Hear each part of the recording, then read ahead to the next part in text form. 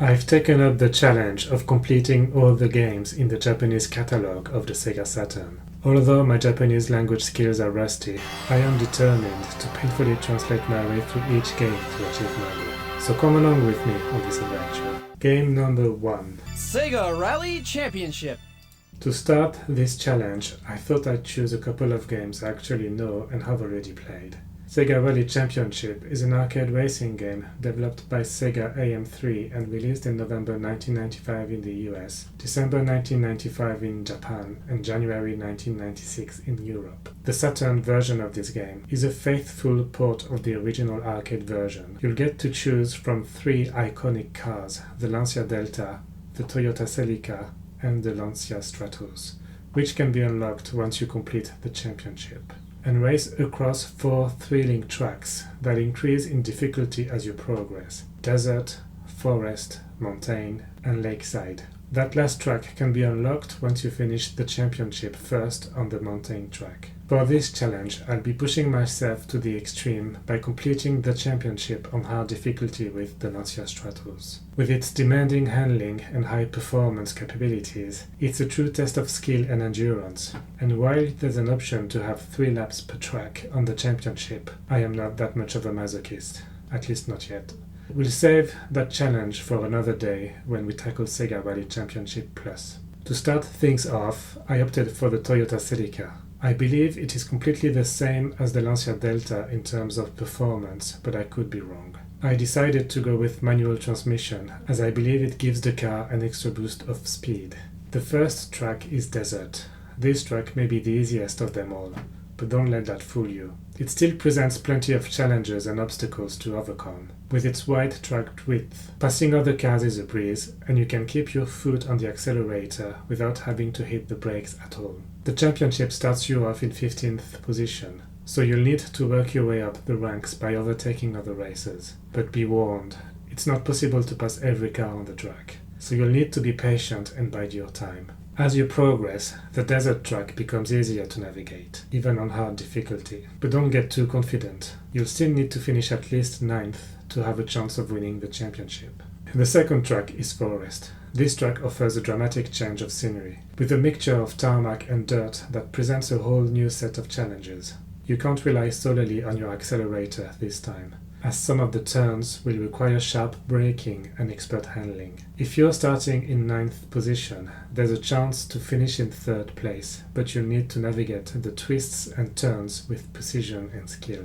With each attempt at the championship, the forest track becomes easier and easier, until it no longer presents much of a challenge. The next track is mountain. This track is significantly harder than the previous 2. The road is narrow and winding, with only tarmac to guide you through the treacherous terrain. Some of the turns are so sharp and narrow that you'll need lightning-fast reflexes and expert precision to stay on track. And watch out for the AI racers. They'll stop at nothing to stay on their rails, even if it means pushing you to the side. It's a tough and unfair race, but that's all part of the challenge. If you selected the Celica, then you'll need to beat the Delta at the first position to claim victory.